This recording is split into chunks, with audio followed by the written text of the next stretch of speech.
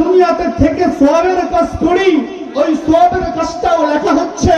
আমরা দুনিয়াতে থেকে গুনাহের কাজ করি, ওই গুনাহের কাজটাও লেখা হচ্ছে। আল্লাহ আরেক জায়গায় বলেন, ফামান ইয়ামাল মিসকালা যাররাতিন খায়রান ইয়ারা ওয়া মান ইয়ামাল মিসকালা যাররাতিন শাররান ইয়ারা। মানুষ তুমি দুনিয়ার জমিনে অনুপরিমাণ সওয়াবের কাজ করবা, তাও তোমাকে কাল কিয়ামতের ময়দানে দেখানো হবে। মানুষ দুনিয়ার জমিনে তুমি ন্যূন থেকে ন্যূন পরিমাণ গুনাহের কাজ করবা, কাল কিয়ামতের ময়দানে তোমাকে এটা দেখানো হবে। আল্লাহ তো বলেন, মিনহা খালাকনাকুম ওয়া ফিহা নুঈদুকুম ওয়া মিনহা নুখরিজুকুম তারাতান উখরা। আল্লাহ বলেন, মানুষ তোমাকে মাটি থেকে সৃষ্টি করা হয়েছে, আবার মানুষ তুমি মাটিতেই প্রত্যাবর্তন করবে। আবার ওয়া মিনহা নুখরিজুকুম তারাতান উখরা, আবার পরবর্তী কিছুকাল বিলম্বে তুমি আবার হাসরের ময়দানে হাজিরা দেবে, তুমি আল্লাহ রাব্বুল আলামিনের কাছে আসবা।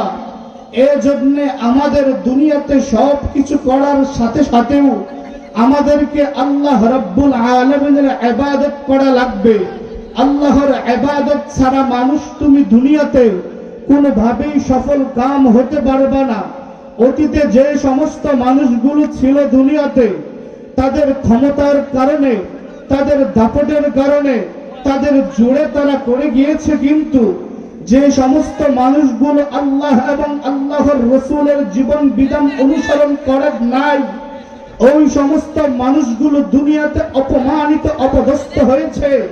এমনকি কাল কিয়ামতের ময়দানেও তারা অপদস্থ হবে, অপমানিত হবে। এটাই বলেন আল্লাহ পবিত্র কালামে। আল্লাহ রাব্বুল আলামিন বলেন, যে সমস্ত মানুষগুলো দুনিয়াতে থেকে থেকে মারামারি করেছে, কাটাকাটি করেছে, হত্যা করেছে, ধর্ষণ করেছে, যে সমস্ত মানুষগুলো নাফরমানি করেছে, খুন খারাপি করেছে, চাঁদাবাজি করেছে, টেন্ডারবাজি করেছে, আল্লাহ রাব্বুল আলামিন এবং তার রাসূলের অনুকরণ করে নাই, ওই সমস্ত মানুষগুলো কাল কিয়ামতের ময়দানে আল্লাহ রাব্বুল আলামিনের কাছে গিয়ে বলবে, রব্বানা আবসারনা ওয়া সামি'না ফারজি'না না'মাল সালিহান ইন্না মুকিনুন।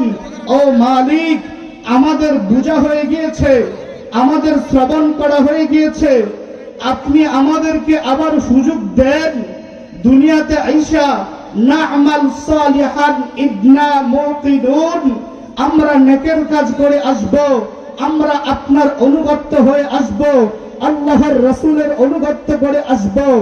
মানুষ একটু আমাদের বোঝা দরকার, কাল কিয়ামতের ময়দানে আমরা যতই আফসোস করি, যতই আমরা পরিতাপ করি, আফসোস করা যাবে, কিন্তু আল্লাহ রাব্বুল আলামিন দুনিয়াতে আর আমাদেরকে পাঠাবেন না। এর জন্য বুঝাবার উদ্দেশ্য এটাই, মানুষ আমরা দুনিয়াতে এসেছি, আল্লাহ আমাদেরকে লক্ষ্য উদ্দেশ্য দিয়ে পাঠিয়েছেন।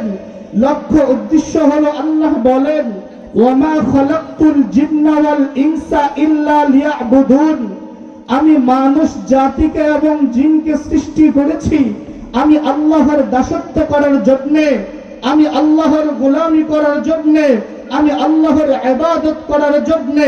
এজন্য মানুষ আমরা আল্লাহর ইবাদত করা লাগবে। আল্লাহ তো বলেন, আফাহাসিবতুম আন্নামা খালাকনাকুম আবাসা ওয়া আন্নাকুম ইলাইনা লা তুরজাউন, মানুষ তোমরা ধারণা করতেছো আমি তোমাদেরকে দুনিয়াতে অনর্থক সৃষ্টি করেছি, তোমরা আমি আল্লাহর কাছে প্রত্যাবর্তন করবা না।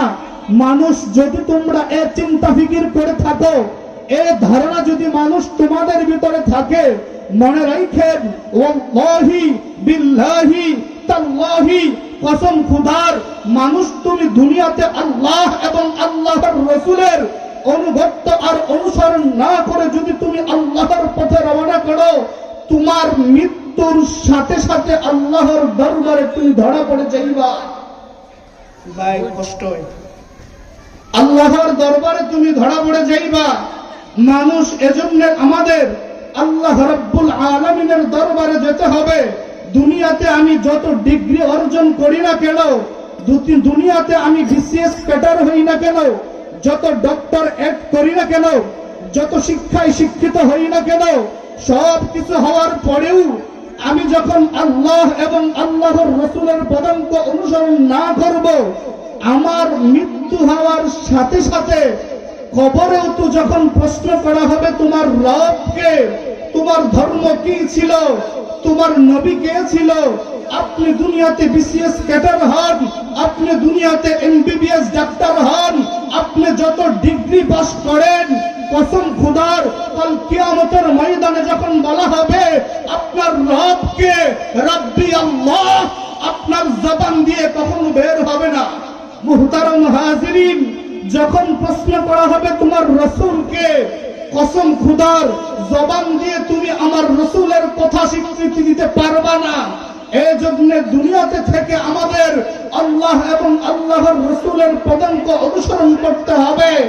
মানুষ আমাদেরকে দুনিয়াতে আনলিমিটেড পাঠানো হয় নাই, আমাদেরকে একটা গণ্ডির ভিতরে পাঠানো হয়েছে, আমাদেরকে সীমাবদ্ধ করে দেওয়া হয়েছে দুনিয়ার ভিতরে। মুসলমান আমরা ইচ্ছা করলেও আমরা নাচ গানে যেতে পারবো না, মুসলমান আমরা ইচ্ছা করলেও অনিসলামিক কার্যকলাপ করতে পারবো না। যদি আমরা তা কিছু করি তাহলে সব কিছু আমাদের আমলনামায় লেখা হবে। আল্লাহ তো বলেন কিরামান কাতিবিনা ইয়ালামুনা মা তাফআলুন, দুইজন ফেরেশতা রয়েছে যারা আমাদের আমলনামা লিখতেছেন। আমরা দুনিয়াতে থেকে সওয়াবের কাজ করি, ওই সওয়াবের কাজটাও লেখা হচ্ছে। আমরা দুনিয়াতে থেকে গুনাহের কাজ করি, ওই গুনাহের কাজটাও লেখা হচ্ছে। আল্লাহ আরেক জায়গায় বলেন ফামান ইয়ামাল মিসকালা যাররাতিন খায়রান ইয়ারা ওয়া মান ইয়ামাল মিসকালা যাররাতিন শাররান ইয়ারা। মানুষ তুমি দুনিয়ার জমিনে অনুপরিমাণ সওয়াবের কাজ করবা, তাও তোমাকে কাল কিয়ামতের ময়দানে দেখানো হবে। মানুষ দুনিয়ার জমিনে তুমি ন্যূন থেকে ন্যূন পরিমাণ গুনাহের কাজ করবা, কাল কিয়ামতের ময়দানে তোমাকে এটা দেখানো হবে। আল্লাহ তো বলেন ইন্নাল্লাহা লা ইয়াসলিমুন নাস শাইআ, আমি বান্দা মানুষের উপর জুলুম করি না, ওয়ালাকিন্নান নাসা আনফুসাহুম ইয়াজলিমুন। আরে মানুষ তো নিজেরা গুনাহের কাজ করে, খুন খারাপি করে, মদ্যপান করে, ঘুষের কারবার করে, সুদের কারবার করে, জিনা ব্যভিচার করে, তারা নিজেরা তাদের নিজেদের উপর জুলুম করে। এই জন্য কাল কিয়ামতের ময়দানে তো আমাদের আল্লাহর দরবারে হাজিরা দেওয়া লাগবে। আল্লাহ তো আর বলেন, আল্লাহ পবিত্র কোরআনে সূরা বানী ইসরাঈলের মধ্যে বলেন ওয়া কুল্লা ইনসানিন আলজামনাহু তায়রাহু ফি উনুকিহি ওয়া নুখরিজু লাহু ইয়াওমাল কিয়ামাতি কিতাবান ইয়ালকাহু মানশুরা ইকরা কিতাবাকা কাফা বিনাফসিকাল ইয়াওমা আলাইকা হাসিবা। মানুষ তুমি দুনিয়াতে যা করবে সব কিছু তোমাকে দেখানো হবে, এমনকি তোমার গাড়ির মধ্যে রেকর্ডার যন্ত্র ফিট করা হয়েছে। ইকরা কিতাবাকা কাফা বিনাফসিকাল ইয়াওমা আলাইকা হাসিবা। মৃত্যুর পরে তোমাকে দেখানো হবে তুমি দুনিয়ার জমিনে থেকে থেকে কি করেছো। কাল কিয়ামতের ময়দানে যখন খুলে দেওয়া হবে মানুষ, ইকরা কিতাবাকা কাফা বিনাফসিকাল ইয়াওমা আলাইকা হাসিবা, তুমি পড়ো, তুমি পড়ে পড়ে দেখো তুমি দুনিয়ার জমিনে কি করেছো, রাতের আধারে যা করেছো তুমি স্পষ্ট এই কিতাবে লেখাবদ্ধ পাবে। তুমি দিনের আলোকে যা কিছু করেছো স্পষ্ট তুমি ওই কিতাবে লিপিবদ্ধ পাবে। এই জন্য মানুষ আমাদেরকে দুনিয়াতে আল্লাহ পাঠিয়েছেন, আমাদেরকে আল্লাহকে চিনা লাগবে, আল্লাহর রাসূলের পদাঙ্ক অনুসরণ করা লাগবে। যদি আমরা এগুলো করে যেতে পারি তাহলেই কাল কিয়ামতের ময়দানে আমাদের চূড়ান্ত সফলতা হবে। ফাজা ফাওজান আযীমা, আমরা তো চূড়ান্ত সফলতার উচ্চ শিখরে পৌঁছবো। আর যদি আমরা দুনিয়াতে থেকে থেকে আল্লাহর রাসূলের পদাঙ্ক অনুসরণ না করি, কাল কিয়ামতের ময়দানে যে আমরা উপস্থিত হব, আল্লাহর নবী বলেন লা তাজালু কদামাতনি আদামা ইয়াউমাল কিয়ামাতি হাত্তা ইউসআল সুআলা আন 50, কাল কিয়ামতের ময়দানে প্রত্যেকটা আদম সন্তানকে 5টি প্রশ্নের জবাব দেওয়া লাগবে। আন উমরিহি ফিমা আফনা, তুমি তোমার সারা জীবন কোন কাজে ব্যয় করেছো জবাব দাও। আন শাবাবিহি ফিমা আবলা, তুমি তোমার যৌবনকাল কোন কাজে ব্যয় করেছো জবাব দাও। আরো বলা হবে আন মালিহি মিন আইনা ইকতাসাবা, তুমি কোথা থেকে ধন সম্পদ অর্জন করেছো।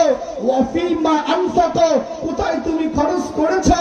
তুমি কি যাত্রায় খরচ করেছো, থিয়েটারে খরচ করেছো, না তুমি ইসলামিক মাহফিলে খরচ করেছো জবাব দাও। তুমি যদি অনিসলামিক পন্থায় তুমি তোমার ধন সম্পদ নষ্ট করে থাকো, কাল কিয়ামতের ময়দানে বলা হবে ওয়া ফারিকুম ফিস সাঈর, তুমি দুনিয়াতে অপকর্ম করার কারণে তোমাকে জাহান্নামে যেতে হবে।